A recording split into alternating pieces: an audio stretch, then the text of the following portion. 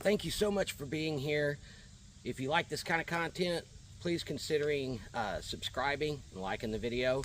Today we're going to take a look at two very popular carbines, pistol caliber carbines to be exact. We have shot a lot of handguns comparing the 9mm and the 5.7. Today we're going to do carbines. We've got the Ruger PC9 and we have the Kel-Tec Sub 2000 and 5.7, the Gen 3. We're going to do some different shooting, then we're going to shoot them through a batch of, I don't even know what I've got here, a conglomerate of goodies from the grocery store and the trash bin here at the house. We're going to test their performance. The ammunition we're going to use is going to be a little bit higher scale. We're going to use a premium Norma MHP 9mm for the 9mm carbine. We are going to use a SS195 LF 27 grain for the 5.7. Now I have chronoed the 195s out of the Sub 2000 and I was getting about 2,600 feet per second. So we're going to see if that translates into more catastrophic impact with the 5.7 or if the 16-inch barrel on the 9mm is going to outdo it. Really different scenarios. They both have their strengths and weaknesses, but today we're going to see which one prevails in this little video. We're going to start out with the 5.7. We're just going to shoot that little hanging gong there. We're about 12 yards back.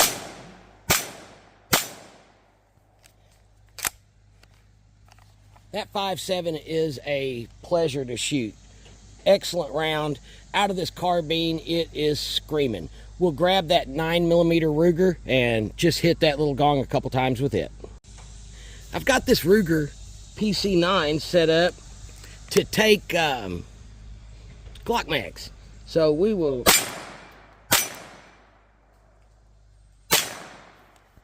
Now that heavier 9mm bullet does swing that little plate quite a bit more, but we'll see how that translates over to shooting our ribs, watermelon, and water bottles. Got the ribs, watermelon, and a couple water jugs lined up there. I'm going to start out with the Norma MHP 108 grain 9mm first. I'm hoping to catch both of these rounds, so wish me luck here.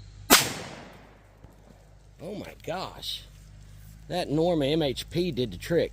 We'll go up and take a look. So there's my entry on the ribs. The back of it is just gnarled up. That MHP completely separated the watermelon, entered the first jug, exited,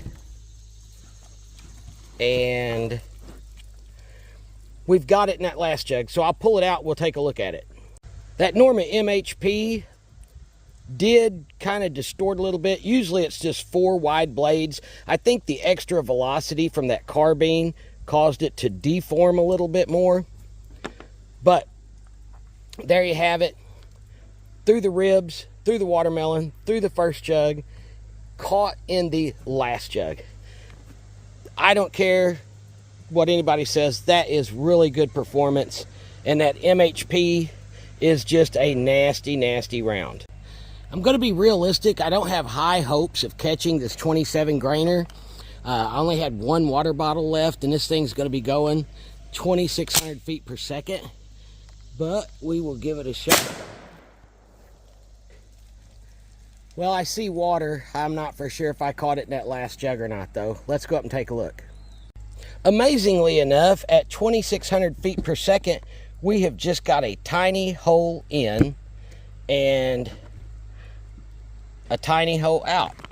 Now, when it hit this watermelon, it did its thing. It did what it was supposed to and just obliterated it. It looked like it deviated and hit the jug here. Let me see if I can find that bullet. I did not find that 5.7 round. It went through everything, busted that watermelon all to thunder, did such a good job of really dumping all of its energy in it. It deviated off of that jug when it hit it. It's gone. Still great performance. Now, we're going to hit it with something a little heavier. I've got ribs. I was hoping to have a complete watermelon, but since these rounds perform so good out of the carbines, I've got ribs, watermelon, watermelon, watermelon, watermelon, jug. We're going to hit that with a 44 Magnum, just for the fun of it. Now I've got a 240 grain jacketed hollow point from Ammo Incorporated. We're going to send this out of my Desert Eagle. This is just a bonus, just to see exactly what kind of damage we will get from a 44 Magnum. That's pretty amazing. Okay, we've got a really big nasty hole there. We've got a really big nasty hole there. And it just obliterated the watermelon. But I didn't catch the bullet. It isn't. Oh, I did catch the bullet. Hang on one second. So we did catch that 240 grain jacketed hollow point, that 44. So after going through all that, we did manage to catch it in the jug. I didn't catch that 5.7. Those 27 grain, the light fast stuff, it does deviate quite a bit, but as you could tell, it created a lot of damage. Anyway, I hope you liked this video. If you consider subscribing and liking, there is a study that says people that subscribe to this channel are happier, smarter, better looking, and just overall have a higher quality of life. I really appreciate you all being here. Thanks for watching.